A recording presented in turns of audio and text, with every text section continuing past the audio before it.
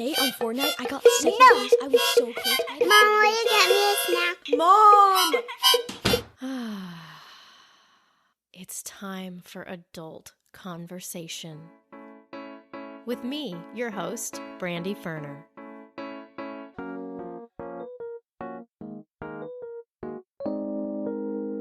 Hello, Adult Conversation podcast listeners.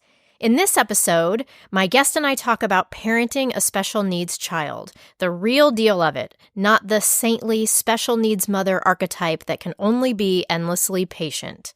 My guest shares about her early motherhood journey and how she knew something was different with her daughter, along with the endless searching for answers, how her priorities shifted as a mom, the lifelong theme of othering she's felt, and the elevated expectations, stress, and also beauty that parents of special needs kids live with.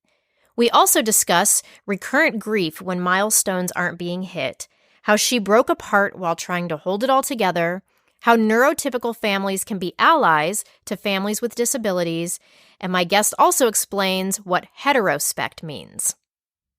On to the show.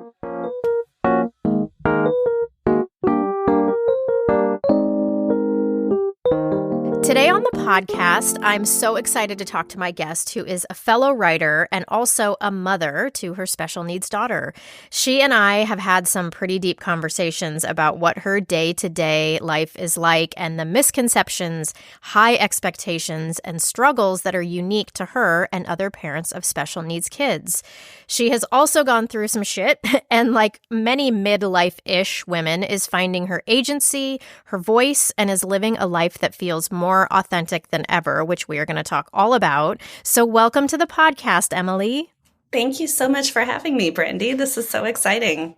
Of course, your voice sounds all like prim and proper, but we were just talking about how we feel like we're the women from the Sweaty Balls skit from SNL, just being in front of a microphone. Brandy. Hello, Emily. How are you today? I first want to say to you and to all my listeners that I'm sorry that it has taken this long for me to cover this topic, including special needs kids and parents. And maybe I was waiting for you, Emily, and I didn't even know it, because when I think about who is talking about the real about this, it's you. So maybe I'm glad I waited, but I just want to put that out there because I feel like this is obviously an underserved group that needs a voice, and so I apologize that I haven't really given a voice to that specifically until now. So I just felt like that needed to be said. Thank you so much. I really appreciate you saying that. It is a lonely journey sometimes, and we'll talk about that more, but I really appreciate you putting this out there now. More and more voices are coming out of mothers who have children with special needs, and I'm glad that that's happening. Yeah, I see it a lot on my Facebook groups too, some of the groups that I'm in. And so I'm just happy to be able to have the conversation with you. And so we have a lot to talk about. But before we do, what is one of the many so fucking interesting things about you that you think the listeners need to know? Well, in the last 5 years, I have gotten divorced, gotten remarried, and gotten divorced again, and have been on this sort of circuitous journey of figuring out who I am, who I always was but didn't really realize, and embracing my inner weirdo and rebel. And in the context of having a child with special needs, we do that together. So yeah. So. Yeah, it's actually like a beautiful part of your story. Okay, so will you tell us how motherhood went for you in the beginning, like what you thought it would be like and what it was actually like as you went to mommy groups and to the park and all those things and were kind of like seeing other babies? I know we've talked about this, but I feel like it's a really important part of the story that moms of children who aren't special needs like don't really understand how hard this part is. Yeah. So, it's funny, when I gave birth to her, like the pregnancy was completely normal. I gave birth to her at home with a midwife. It was amazing. I have kind of a crunchy streak. So, I a fear, not really a fear of hospitals, but just, I wanted to be someplace where I felt comfortable. Yeah. Everything went smoothly. And then within the first couple of days, we started having some breastfeeding problems first off. And then she had colic.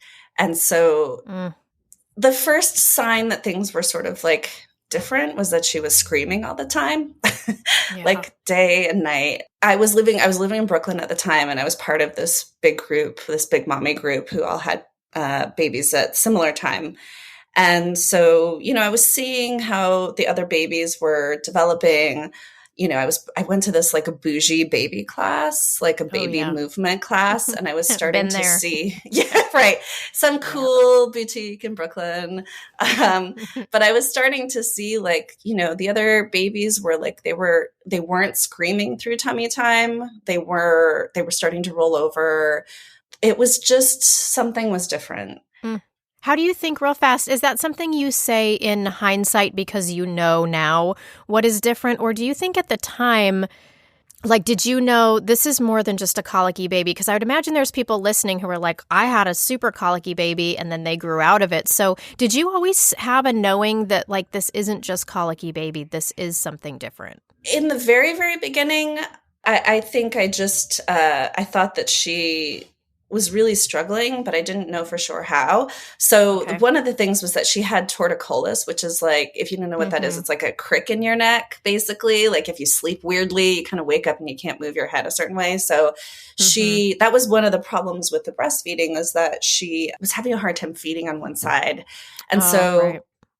in this long string of specialists that we have seen over the course of her lifetime, the first specialist that we saw was, I spoke to a lactation consultant, and she was like, well, if you have an infant who's having issues like that, you either do physical therapy, which good luck finding someone who will do that with a baby who's like a complete newborn, or you can try craniosacral therapy, which I hadn't heard of before.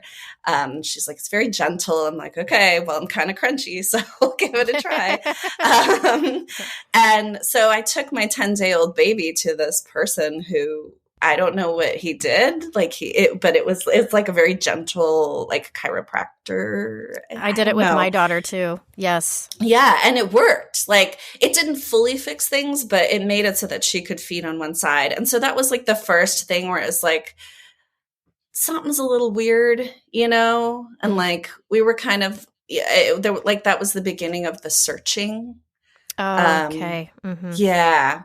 So it was like that just like never stopped. It was like you had that moment, and then it was like then as you were going out in the world, you were noticing, okay, but this is different too. Okay, but this is different. So it wasn't like you had it where it was like, oh, she's colicky, but then no, all these other things seem to be progressing as the other kids are. Like it just kept validating for you. There's something to look for. Exactly. Yeah. And, at the time, like I didn't know if I was just pathologizing my baby. And we also had a bougie pediatrician who was like very low intervention, which I'm not a high intervention person, but this doctor wasn't really equipped to see markers for things that were out of the ordinary. So I was sort of left to figure it out on my own in a lot of ways. And so it was interesting, like being part of this big mommy group, seeing how other kids were starting to develop. That was when I was like, okay, no, something is definitely different here. And I don't know what it is, but I'm going to find out. Mm. And what were you noticing, like with your daughter? What were the things? I know you said like tummy time and not screaming, but then as she got a little bit older, what were some of the other things that you were noticing were happening? Well, so first off, she's not on the autism spectrum. She didn't have sort of like classic autism things like not making eye contact or sort of like things like that. She was always very social, or like a connected baby. She just wasn't moving. Like she just wasn't moving like the other kids. And she was just a really tortured baby. Like taking her to the park was difficult. She wasn't moving like the other kids were. And it became like the gap started to widen. So right around 9 months, all of the other babies, they were sitting up, they were pulling to stand. And then once a year came, everyone was like starting to crawl. She wasn't doing any of that. Like she didn't start crawling until well after she was 1, when all the other babies were walking. Got it. So it was apparent pretty early on that she was far behind. And, of course, what we got from the doctor, from friends and family was, well, every baby develops differently and don't rush her. Right. Which is so hard because there are for some of the people that will be true. And then for other people, it won't be. And I so feel for you because to not know, to have it be your child and to not know, do I keep looking for something? Like, do I spend any extra energy I have going toward this? Or do I let it work itself out and not knowing what the right answer is? Mm-hmm. That's a really hard spot. Yeah. And then the other thing that was happening was that she wasn't a preemie, but she was pretty small when she was born. She was 6 pounds and she wasn't growing. I was trying to figure out, am I not producing enough milk? Should I be supplementing? But she was wearing preemie clothes for like a couple of months. It wasn't until later on that we determined that she has growth hormone deficiency and also low muscle tone, which means that she was having a hard time sucking breast milk. So that was the other thing. It was like she looked younger than she was because she wasn't growing. It was alarming because babies should be growing at a fast pace at that point. And also she wasn't doing the things that the other babies were doing. Wow. I mean, just hearing you talk about that I feel like, wow, I've taken for granted with my own kids that you just hit markers. Mm-hmm. And, the feeling of not hitting a marker and then what that does to the mom brain, especially like an overthinking mom brain, that I'm just like, oh my gosh, just like pit in my stomach thinking about. And of course, we all have stuff with our kids. Like, my son has some like life-threatening food allergies. And, there was stuff at the beginning with my daughter and stuff like that. So it's not to say that there hasn't been anything, but it's just, I think for other moms who haven't gone through something like this, just like the hitting of milestones, we don't know what it's like to consistently not hit them and then maybe berate ourselves. Like, what am I doing wrong? Am I not making enough milk? And then, like, what do we do going forward? And what specialists do we listen to? Which one do we not? And all of that, it just sounds like a lot. So I feel for you. Yeah. I had all of the baby books that everyone has. So, it's supposed to be like a follow along sort of thing. Like, now is when they do this. Now is when they do that. And the further behind that she felt, I remember one night I was pumping and I was sitting there reading the Dr. Sears book. And don't get me started, but I was like, she's supposed to be doing this and she's not doing this. And I've been pumping for 45 minutes and I'm not making enough milk. And I got up from pumping and I threw away the book. Like I didn't even give it to another mom. I just like threw it in the trash. I was like, this doesn't apply clearly to our situation. And I don't know what does. That book, I don't know if it's out there now, but it wasn't then. There was no guidebook for where we were going. So what was it like inside your head during this time? What kinds of things were you feeling in terms of like, maybe these were things that you didn't express. Maybe it was confusion. Like what sorts of things about motherhood and like this isn't what I was told it would be, because we've talked about this. Like you had an idea of what you thought motherhood would be. And then you got in it and you were like, this is not what I was told it would be like. Mm-hmm.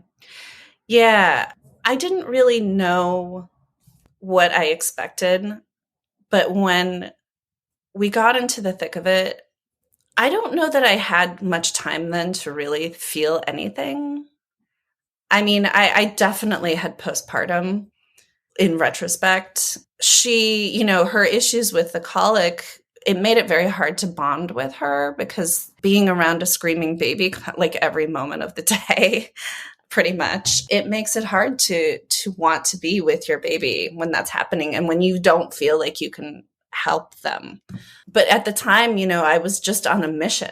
Like, I don't think that I really took the time to be on sort of like crying jags and, just knowing that things were off and being exhausted beyond belief.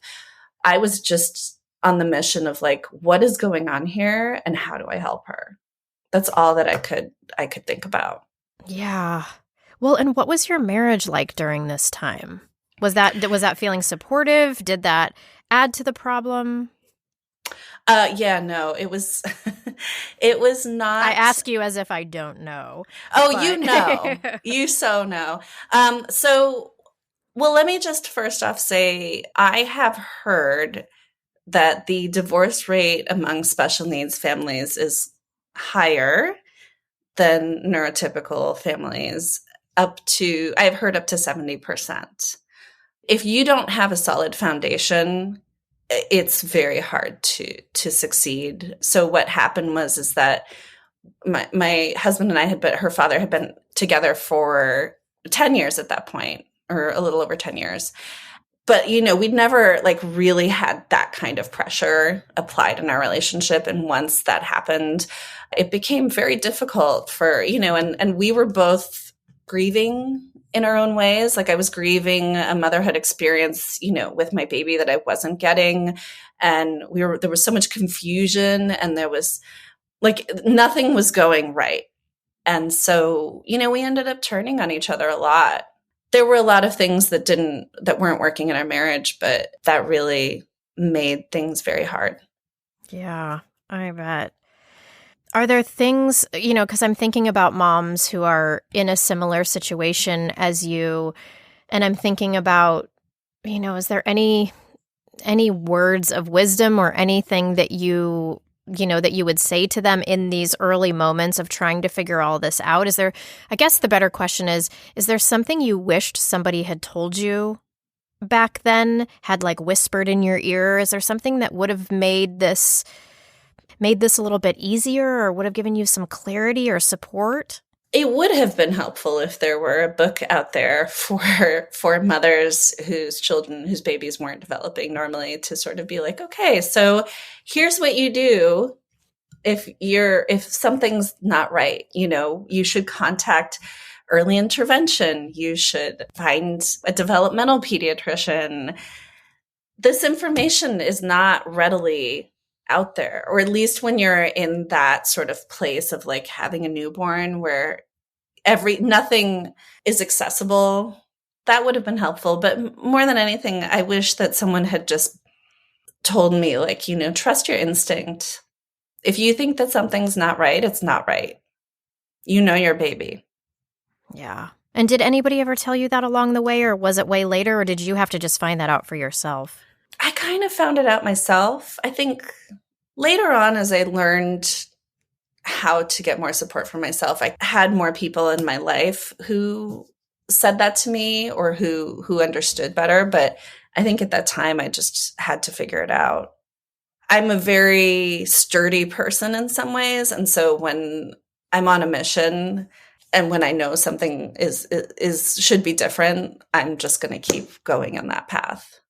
So there was a point when, so we did start supplementing, and that caused its own problems because we learned that she was sensitive to dairy and sensitive to soy, and I had to learn this the hard way and get like hypoallergenic formula, which of course costs more money and all of those things. I thought that she was experiencing silent reflux, like she wasn't spitting up everywhere, but she was clearly in pain. And I remember going to the pediatrician's office and being like, what are we supposed to do? We're giving her special formula. I don't know, but she's suffering. Is there medication? I don't really want to do that, but is there anything? Yeah, but you're desperate. And yeah. I was desperate. And the doctor was like, well, we don't really do medicine. And I broke down into tears in the pediatrician's office. And it was like, you have to help me. Like this isn't right. And the fact that I had to break down was really upsetting. And yes. and at the time my husband was I think he didn't know how to handle any of it. And I didn't really get the support in that moment that I think I should have. And so it was a very lonely moment of like, something's not right. We have to find something to give my daughter relief. Mm. What did the doctor say? Was there anything that they offered then? Eventually she did write a prescription, and it did help some, but then like I had to fight for it. Yeah. And like having to lose your mind in front of this person. And then It's like, wow. This was definitely lesson number one. That was like the first of many similar experiences in this journey. Like they won't take you seriously until you're like bawling on the ground. Mm-hmm. That's healthy and fun for everyone. Mm-hmm. Ugh, it's just maddening. That's maddening. Yeah. Feeling other is a word that's come up in our conversations around your experience as a special needs mom. Will you tell us more about that? Yeah. So I feel like it's important actually to talk a little bit more about my daughter's diagnoses. Yeah, please do. So she has intellectual disability, meaning she has lower IQ and her mental age is lower than her biological age. She's not an easy child to test. So we've heard different things about her mental age and it's weird because it's like in some ways she's younger and then some ways she has qualities of her biological age. So she has that. She has a speech disability. It's called apraxia. It's an oral motor issue. And then she has kind of like this whole satellite of different other diagnoses, and they're all stemming from chromosomal abnormality. So, for a long time, I thought that I had done something wrong during pregnancy. There were all of these things where it was like, what did I do to make my child this way? And so at one point when she was an infant, we went through genetic testing and found that she has a chromosomal abnormality, which caused her brain to not form the way it should have during conception, resulting in these disabilities.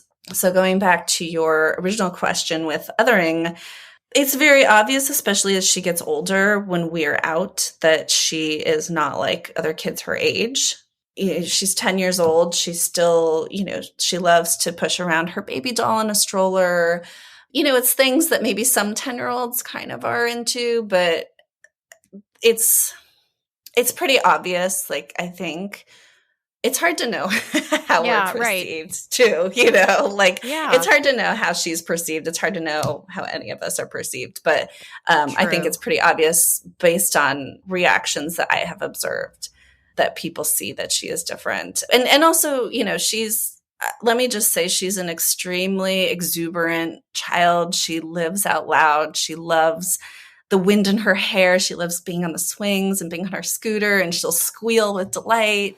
And I feel like a lot of kids, like as they get older, they lose that magic. And so, it's not like we're like when we're out in the world in a big way. She's out in the world in a big way. And I'm not I don't consider myself a very typical mother in a lot of ways. So what do you mean by that?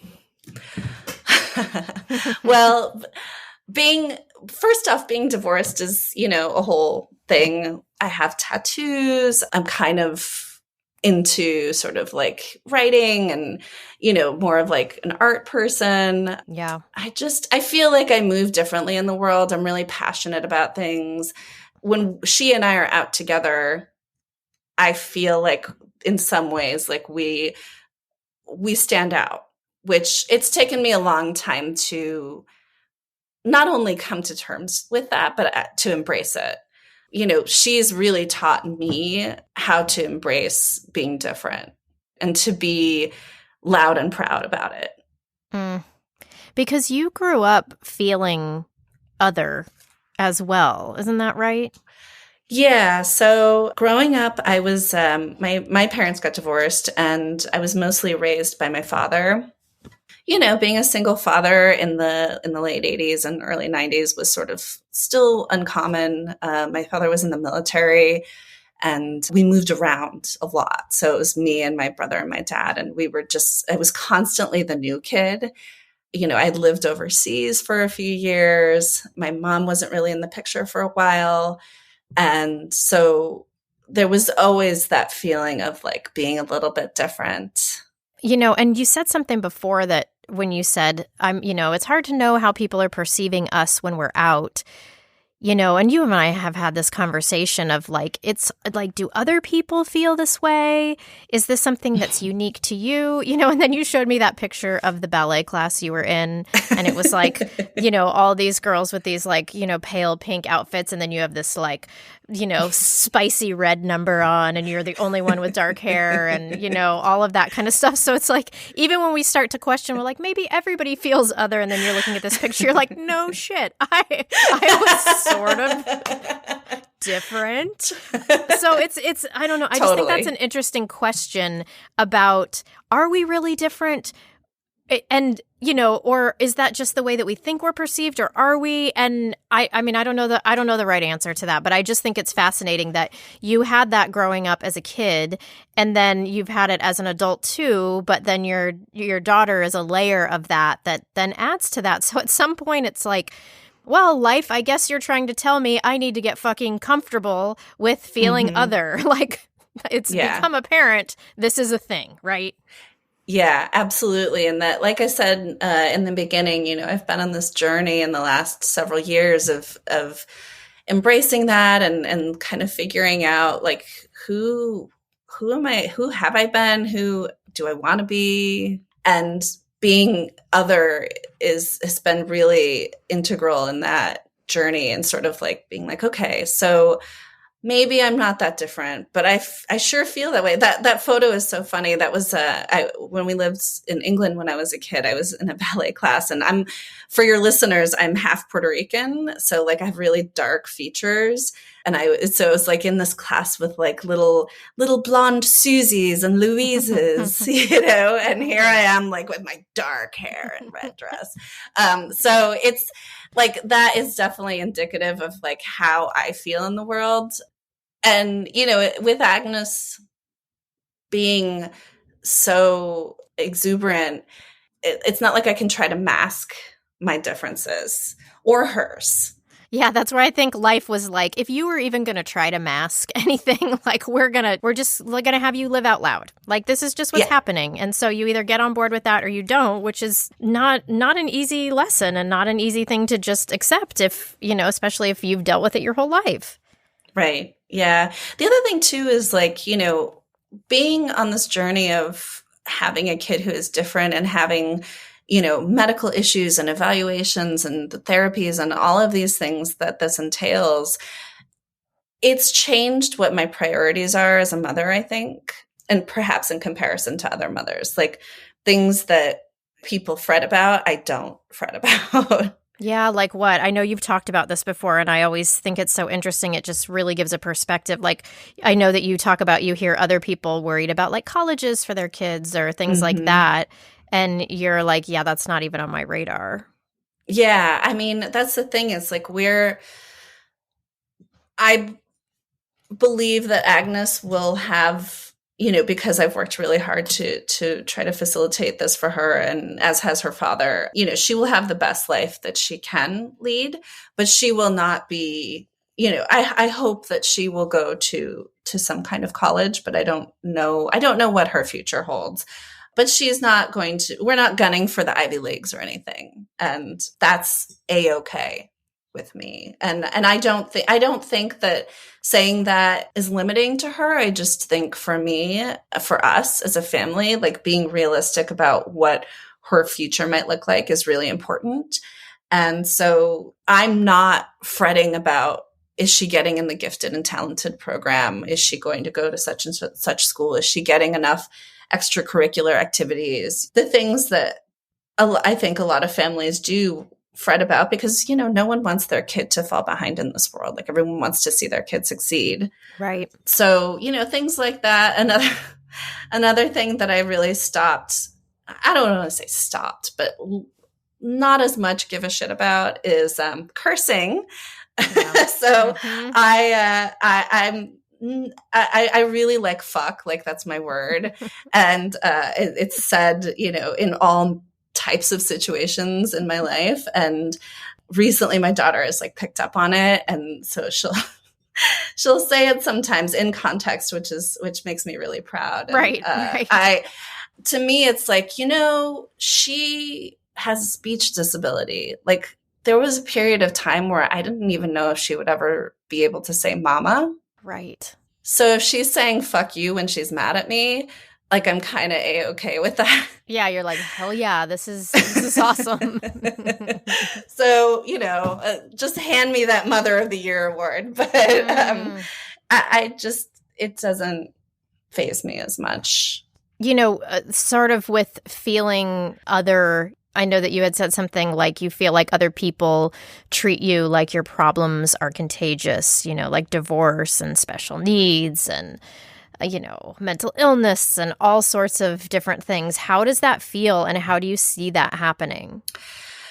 I actually was recently kind of starting to work on an essay about this. And what I try to do in my day-to-day life with people is to kind of drop in like things in my life that are different. So a lot of the travels that I circle in, or a lot of the circles that I travel in, I do know single moms, and coincidentally, I know single moms who have children with special needs as well, which is really comforting, actually. But, a lot of the people that I know are married and have 2 kids or, have a much more typical life. And so, I have a custody schedule.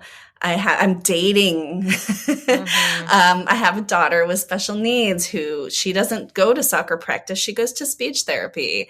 I try to sort of drop these things in conversations because I want people to know my reality. And not only do I want them to know, but I want them to grow comfortable with that language. And do you notice when you say some of those things, like do you sort of have like a method where you're like, oh, that person bailed, like they can't hang with this part. And then there's the people who stick it out. And then you're like, okay, I'm going to give them the final blow. I don't know what that would be. But like, it's like you have your hierarchy of like, first I open the door with divorce and then, right. And then we go into, and then you're like, okay, today's the final level. Like, are they going to beat the boss level? Like, I don't know. It kind of true. It actually is kind of like that. And oh my gosh, if my friends and family are listening, I hope they're laughing because,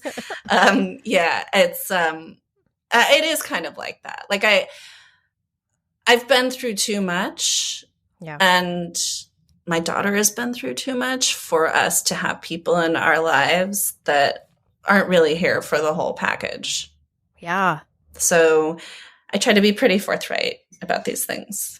No, I think that's great. Weed people out quickly so that you can, not waste your energy on somebody who's going to bail on you. I would be doing the same. One of the things that we've talked about that I'm always so appreciative that you are real about and we've talked about how I don't feel like a lot of people in your position is the elevated expectations that moms of special needs kids have. Can you talk about what those are? What it feels like you basically aren't allowed to outwardly show that you feel burdened in any way by your child, right? Mm-hmm. Yeah.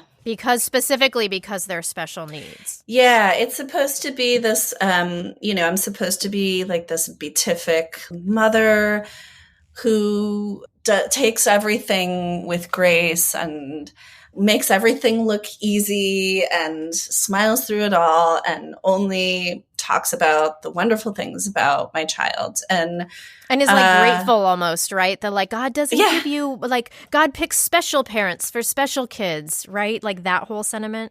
Yeah, and which makes me so enraged. I just think it's so invalidating. There's a very popular, I guess it's a poem that's kind of out there in the special needs mom circuit. It's called Welcome to Holland.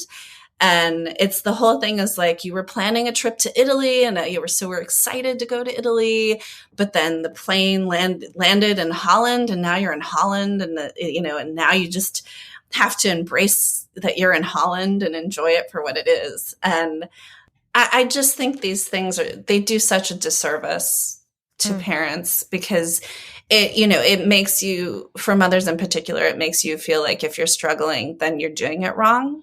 And if you're struggling, then you don't love your child for who they are. And that exists, for parents of kids who aren't special needs. But then there is, and when you said this to me, I was like, you're so right. Like it does have a different. If somebody has a special needs kid, I mean, I'm probably different because I would be like, yes, you have every right to vent, whatever, anybody. But it is right, like people would look at that mom and be like, oh my God, you're a monster, like your poor kid, they can't help it. And it's like, but that doesn't mean that the parent's experience of it doesn't have different layers, and that, and that parent doesn't need to vent or really work through grief. Like, I just feel like we don't allow that part to happen. And I would imagine it's why special needs parents are probably so grateful to have each other, because they can be real with each other. I would hope. But do you find that special needs parents are still not real with each other, or do you find that they mostly are? It depends. I have some friends where we're pretty real with each other. Truthfully, I don't have a ton of friends who have children with special needs. Recently, my daughter started at a new school last year, and I've forged a nice relationship with a couple of her classmates' mothers. And that's been hugely helpful and sweet. And, I think we've sort of built this rapport where, we're supporting each other and exchanging resources and all of these things. But I've definitely come across mothers who don't get real about it. And then that makes me feel terrible. It's like, oh, she's doing fine. Why am I struggling? Yeah. I think the other thing too is like when you see the subject of people with disabilities in the media or in the world, there's a lot of sort of fetishizing of like the overcoming. Like you've overcome so much, you've overcome this limitation. But like when you actually get into the nitty gritty of what has been overcome, like what the struggles are and the day to day, I think that it's uncomfortable for people. And I think that it's hard for people to wrap their heads around. It's a whole other language that we speak.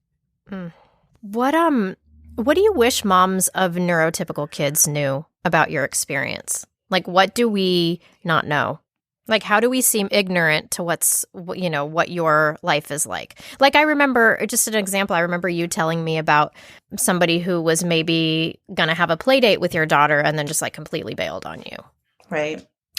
Yeah. Well, if you have a child with behavioral issues, which my daughter has some, it's very alienating in that, it's hard for people to know where, like, is this a result of you being a lousy parent, or is it a result of legitimate sort of medical, emotional, whatever, self-regulating, executive functioning issues? I see everything in a different light. Like, for example, like if someone's like, oh, my kid really loves to be on the swing and I can never get her off. When I hear that, I hear, oh, she really loves vestibular activities. And, like that's a sensory thing, because this is the world that I'm in where everything has like this name to it that I don't know neurotypical parents really think about much. Yeah. But when you have a dysfunction of those issues, of sensory issues, for example, then you do learn about these things. Yeah, right. There are a lot of universal aspects of our experience, of my experience as a mother, of my daughter's experience as a child. But it's like extra, like everything is just extra. Your kid gets upset because you won't give her candy. My kid like has a violent tantrum that results in an hour-long meltdown.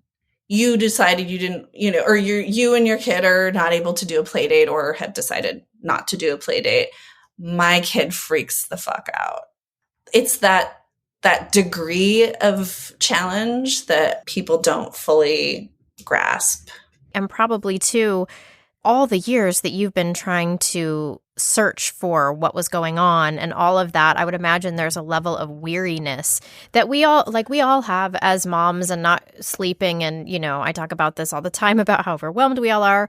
But then there's a different level, a different layer that you would have, which is like, yeah. And also I've been trying to research what the fuck has been going on and how the fuck to fix it. And I've had to break down at doctor's offices. Like moms of kids who are neurotypical are not usually having to do that.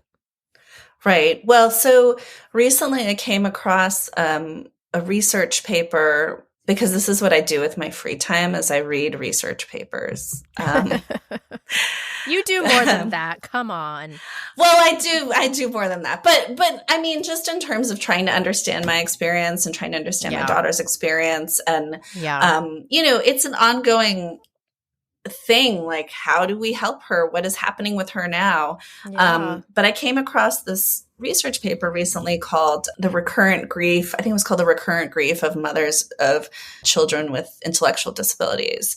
And that term, recurrent grief, was something that I didn't really know before. And what it talked about is like, with every milestone that your child's, because children keep hitting milestones as they get older, like they learn to read paragraphs, or they can fully color in the lines, or all of these things. With every point in their lives that you see that it's not going to be that story, it just like opens up that wound again. And so you're grieving like the next stage in life that's not going the way you thought it would.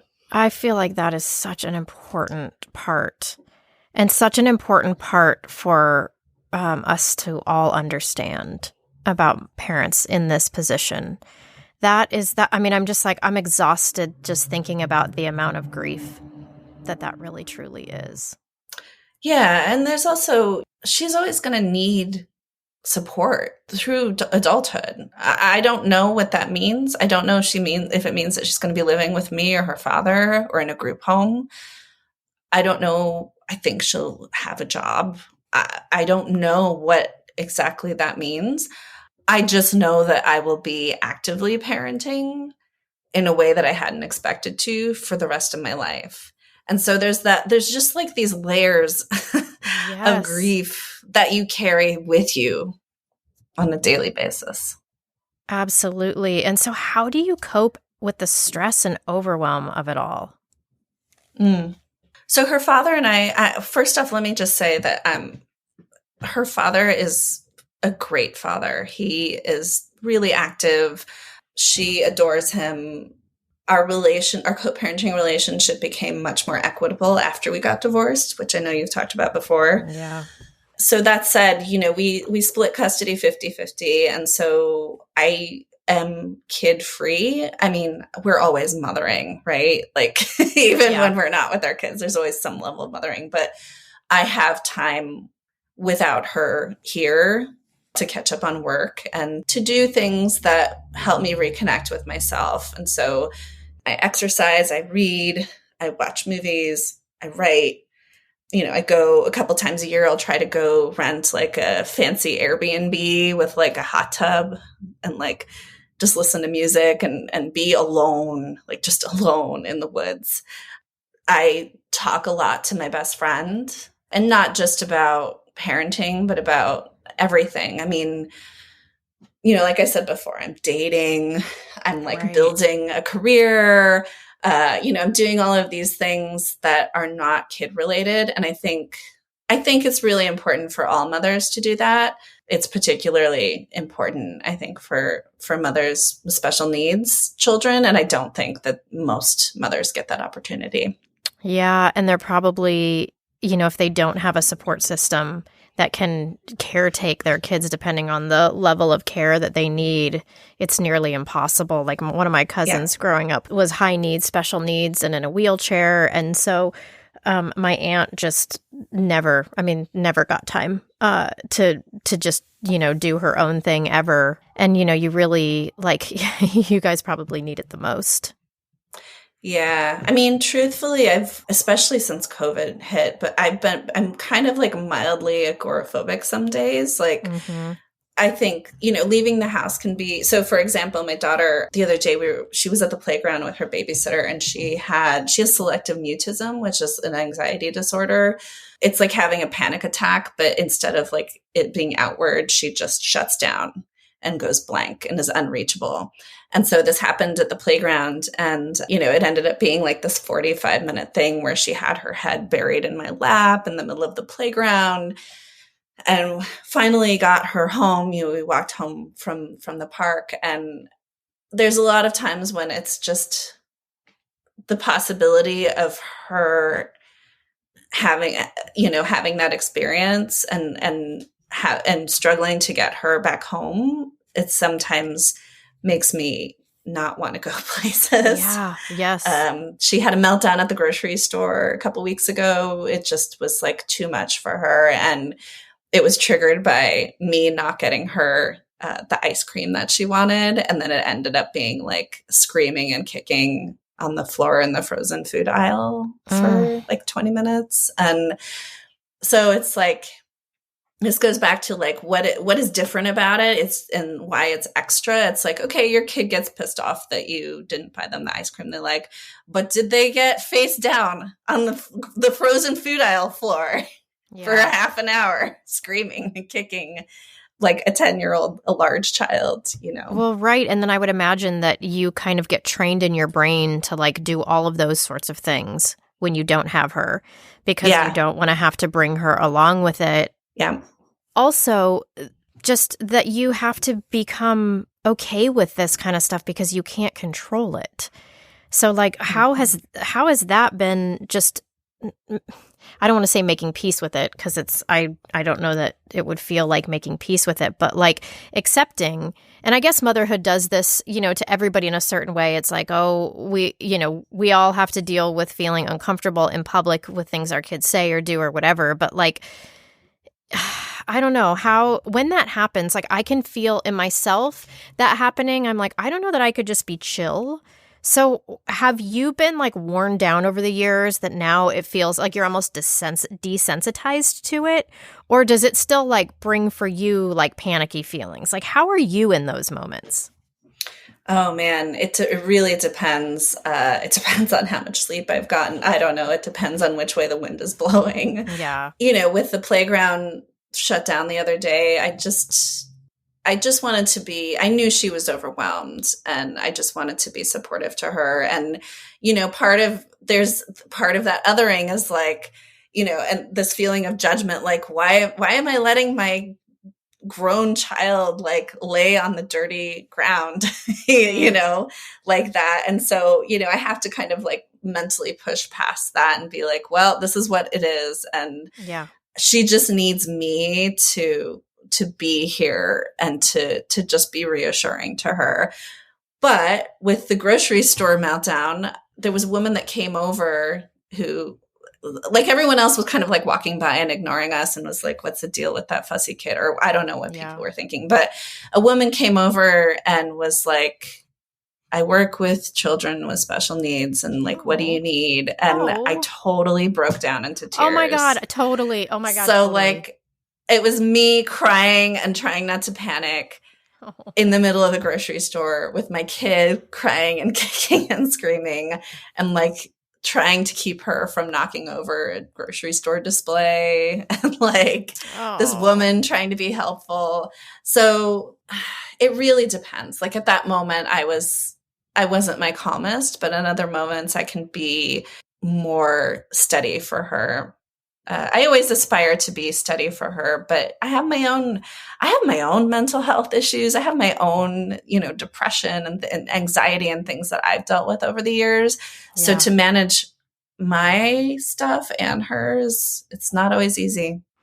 No, that's one of the things with the chronic illness stuff that I have that felt overwhelming for me was trying to keep a kid and then keep two kids alive, but then also be doing all the detective work on my own body and trying to figure out what was working and what wasn't and meds and all these different things that to have to have yourself have needs that are more than just basic needs and then your kid to have I can't imagine like putting those two things together. Like I feel lucky in a way, or I feel like my experience could have been a lot harder because my kids were pretty straightforward. Yeah. I mean, a lot of days I feel bruised, drained, frustrated. Yeah. You know, sad for myself, sad for her.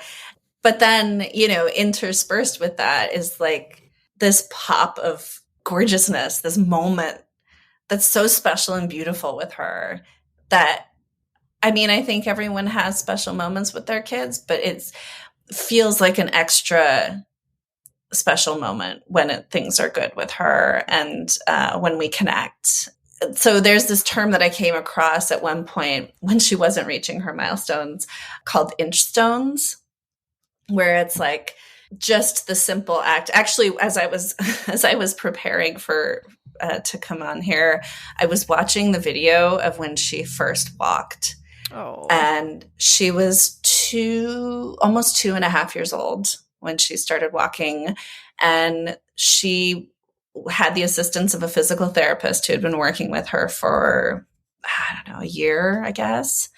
And twice a week, intense sessions of trying to get her body to create that muscle memory. Yeah. So, when she finally stands up and takes those steps in the video, we're all just like celebrating. Oh, I bet. Oh.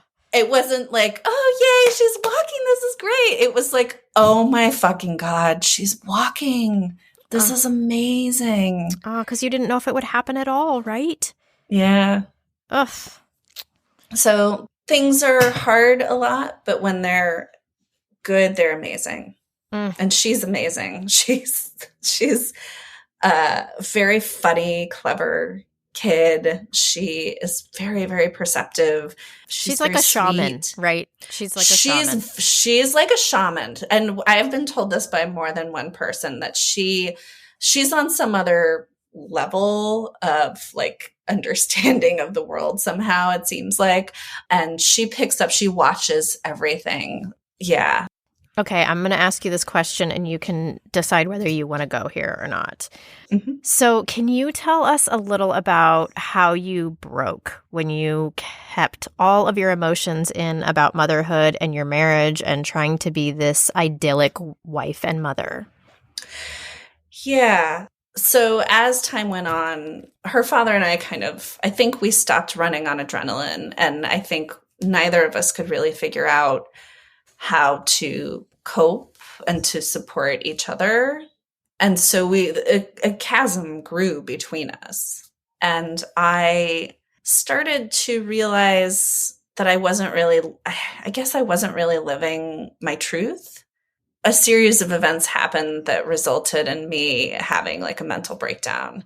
Basically, my life changed very quickly and we got divorced and I was on my own. I hadn't worked in 6 years, basically. I'd had like a part-time job in there, but I'd given up my first career to be home with her because I worked in the film and television industry. And I realized quickly that I wouldn't be going back to that because she needed me to be home to take care of her. So I was very suddenly on my own and coming to terms with everything, like my own mental health issues, my daughter.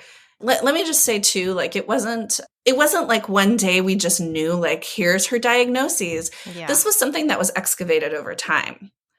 And, even though we had known, like we knew when she was an infant, we had done a brain MRI and we knew that there was a brain abnormality.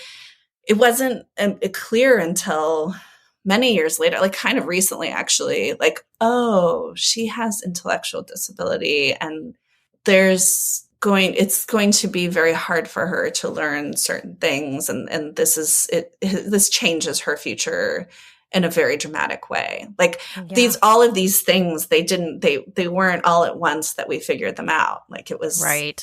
It was this whole thing that it's ongoing. So I think once we started to realize the depth of this, I realized I couldn't go back to my career. I was lost. Like everything, I just felt lost. Yeah. Right. And what you were talking about before when I asked, how did you feel during those early years of digging and playing detective? And when you said, I didn't really, like, it wasn't about me, I was really just trying to figure out how to make things better for her. I don't think we realized the toll that takes on us to constantly have somebody to not be tending to our own needs and to not be processing, but also like how do you have the energy and the wherewithal to process that while you're going through it? It's like motherhood throws so much at you and then you take special needs motherhood and there's, so much more in a different way that I feel like what you're talking about really speaks to, and I don't know a different way to do it really, but it really speaks to having all of that going on inside of you and then looking at a marriage that you're like, wait, I don't know that this feels supportive to me, or, whatever was happening. It's like all of that stuff has to be tended to in some way. And it seems like if it doesn't, it's gonna like erupt like a volcano, which seems like what happened with you. Mm-hmm. Yeah, no, that's definitely true. But, I spent a long time not really seeing how anything could change. And so it happening in that sort of dramatic way was somewhat of a blessing in retrospect. It didn't feel like at the time. It was a really difficult time, but that there was a very definitive, like, okay, now you're starting over. Now Yes. you're starting your new chapter, and you get to write that. Some of the characters, some of the things are already are not things that are changeable, but Yeah. you can decide how you want to move forward with this circumstance. Yes. Well, so can we talk about heterospect here? Yeah. So one of the things that I've realized, over the course of this journey of this midlife renaissance, as we've called it, Yes. is that I never realized previously that I am bisexual.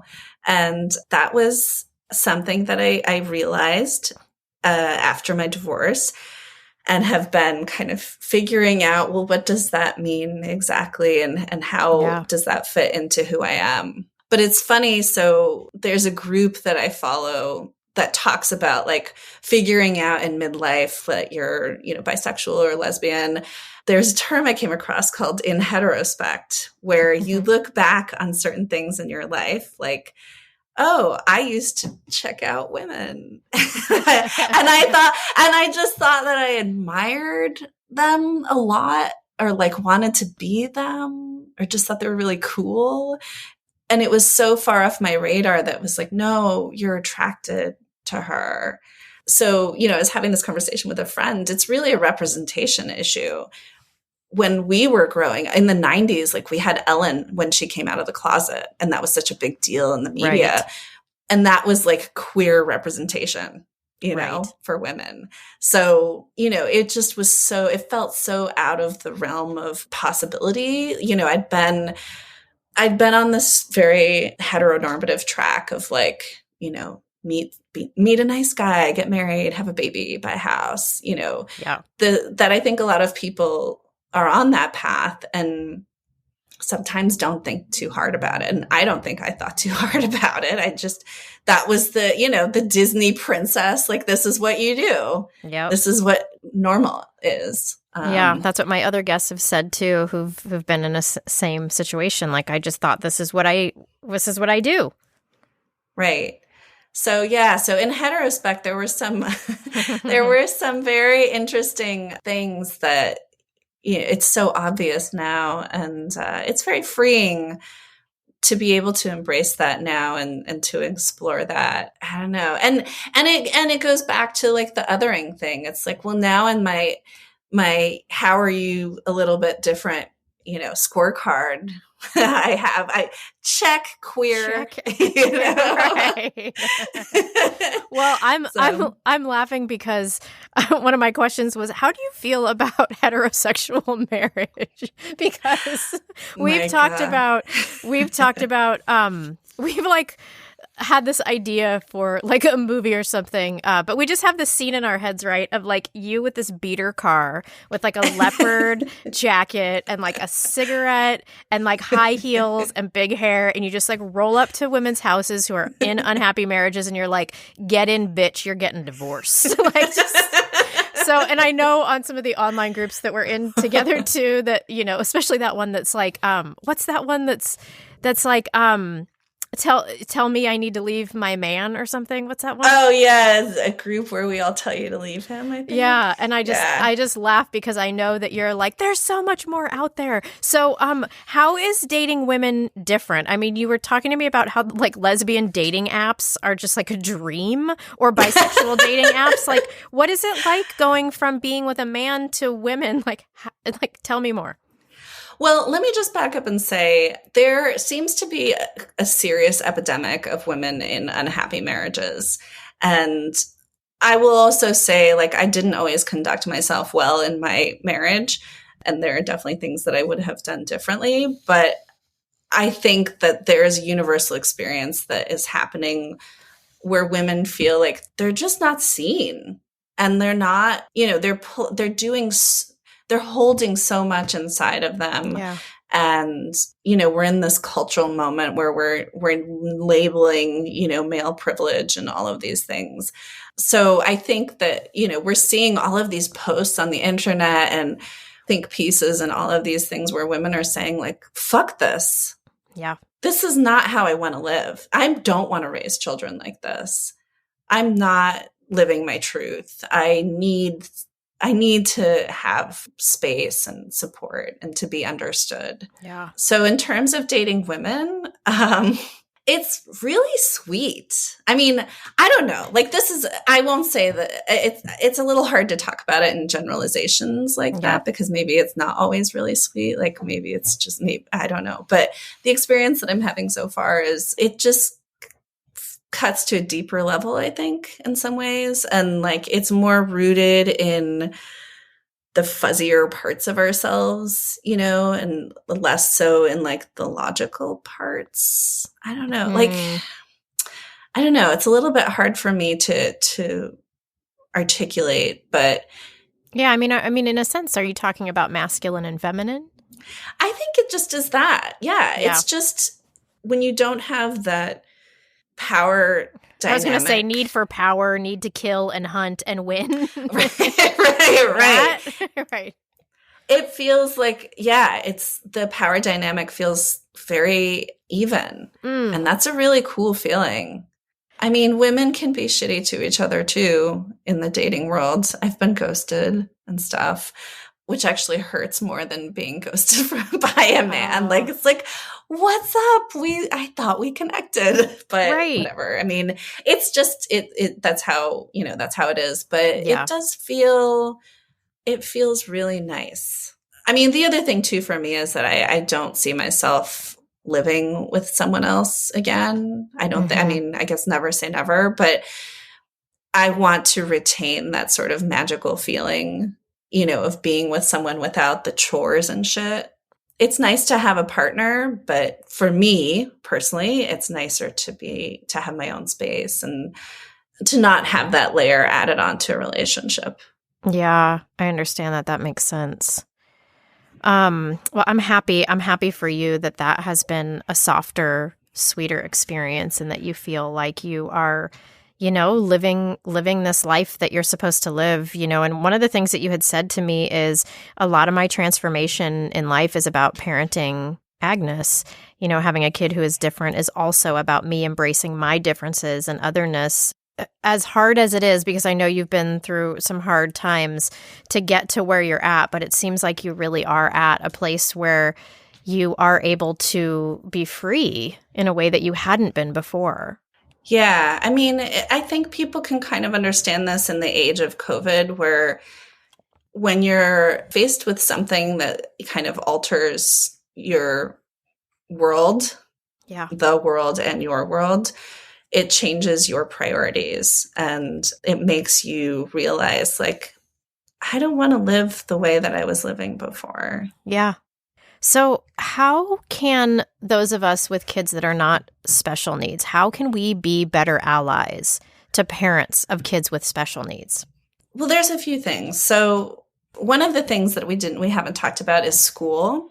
When you have a child with special needs, your child, they'll either have a 504 plan or they'll have an IEP, which is an individualized education plan. And if you know anyone who has a child with an IEP, you will know that it's a really difficult process. Like basically you just have to fight for resources for your kid in school. Okay. And to get them placed in the right setting for them to thrive. And so, during the course of, our journey, we weren't feeling that she was getting what she needed from her school. And so I kind of got involved in education activism for a while in terms of fighting for better special education. And I think one of the things that was hard is that we're all fighting for better education for our kids.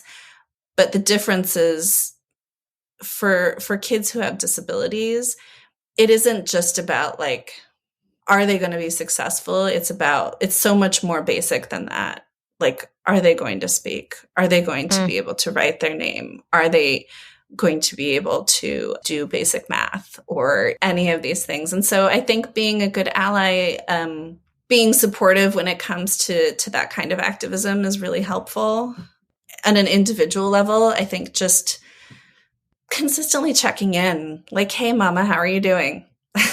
Yeah. Like just a lot of the difficulty of this journey is feeling like you're not seen, that you're struggling behind closed doors, that you're, shuttling your kid to therapies, or you're, dealing with IEP meetings where they're treating you badly, or all of these things that it entails. And it just feels like a very lonely road. So I think, consistently checking in, inviting us to play dates or barbecues and stuff, like that's really helpful.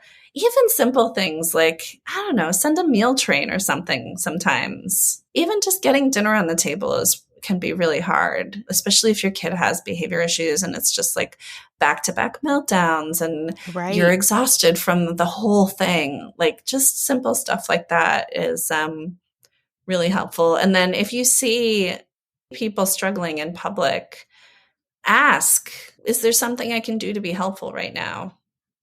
I mean, like that grocery store meltdown, when it happened, it was so fast that the grocery cart was still in the middle of the aisle and I couldn't step away enough to move it out of the way of other people because I was worried that she was gonna, like, what she would knock over something or whatever. And so even something simple like that.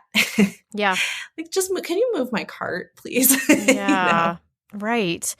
Well, and how do you feel about, like, if our kids are at the park, you're there with Agnes and someone else is there with their kids, and their kid comes up and says, she's different, or points something out, like, why can't she talk? Something like that. How do you prefer that parents handle that? Well, I think that just saying, she is different and that's okay. So like, maybe she communicates on a different level. What are some other ways? My daughter, she's not really like, she's just, you can't really have a fluid conversation with her, but she loves to run around. Like she loves to talk about her baby doll and to show it to you. She loves to swing. She loves to be silly. She loves when little boys do like slapstick, sort of like tricks and like just being really silly. There's all sorts of ways to connect with her. And really what it is that people need to teach their kids to slow down and to tap into like a different way of existing. We all rush around and everything can be so frenetic. And I think that for kids with special needs, let me just say too, this is a very broad spectrum, Yeah. Yes. There's a lot of different types of experiences, but for us, just slowing down and just being present, even just sitting next to each other. Maybe not every kid wants to do that, but... Well, no, and I think that that's a good point, is like having those conversations when they come up. And I think probably what happens is the parent of the kid who says she's different or why isn't she talking is like mortified. And so then they're doing like a bunch of backpedaling or like, we have to get going, instead of maybe sitting in that like, wow, my kid just said this thing and let's like take a minute to learn or to connect here, rather than have our uncomfortability of like, oh my God, I can't believe my kid just said that. I'm embarrassed. But like, actually, what would feel worse to this parent is if I just was so uncomfortable that I just left and like didn't connect further. Does that feel right to you, that like even if somebody's kid says something that maybe feels uncomfortable or embarrassing like that, it sounds like you'd rather have them stay, I mean, unless they're total assholes, but like stay and try to connect and like learn about your daughter, rather than have somebody just like pick everything up and leave because that was super uncomfortable. Yeah, no, definitely. And I think if you could relate back to your own kids' quirks, it's really helpful. Like, we're really lucky that we're living in a time when neurodiversity is a thing that's, people are recognizing and better appreciating. And so for me, like I said before, I see certain things in neurotypical kids. And to me, I'm like, yeah, you're kind of a little neurodiverse there. Yeah. And like, we all have our quirks. And so I think like putting it into that context, like, hey, you know how you really hate it when your socks are bunched up? Well, or something, I don't know, something like that can be helpful. Yeah, definitely. Emily, where can people find your writing online if they want to read some of your stuff? Do you have something like this set up? I am just getting started on my writing journey. My father is a writer. It's in my blood to be a writer. I've always done a lot of communicating that way, but it's only been in recent years that I've started to actually write like for myself. And so I'm currently working on a memoir. As you can imagine, it's a difficult process under any circumstance, and particularly so being a single mom to a child with disabilities. So it's slow going, but it's coming along. And so I'm working on that. I am starting to craft some essays that I'm kind of getting out there more. I have a page on Medium, but right now I have nothing official. Okay. So to be continued. To be continued. I'm getting there. Yes. Emily, thank you so much for sharing your story so openly with us and for being vulnerable for the sake of helping other people who needed to hear this conversation. I always walk away from our time together having learned something new and just so appreciating your point of view and your heart. And you are just one of my favorites. So thank you so much. Thank you so much for having me and for putting this topic out there. I really hope that other mothers who have children with special needs feel more seen. And we got to support each other, all of us. Yeah, absolutely. And I think conversations like this help everybody see what other people are going through, so that next time somebody's at a park and sees a kid that may have special needs, that they're just a little bit more informed about it, to maybe be a little bit more compassionate, whether that's to the child or to the parent. So thank you for being a part of that conversation. Thank you. Thank you for the opportunity. I appreciate it, Brandy.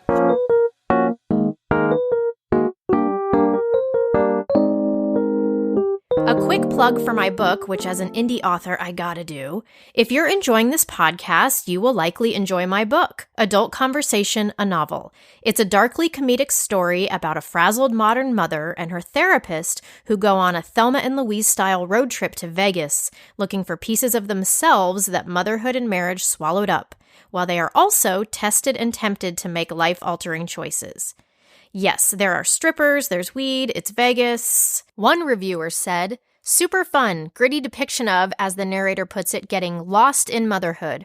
Brandy spins tales of finding the balance of helping yourself amidst mothering young ones in no bullshit language. The last quarter of the book is an empowering rush of, eek, what's going to happen? I hate to see it end and loved a brief time to live vicariously through April's busting out adventure. And it's also an audiobook, narrated by me. As always, thanks for listening. Here I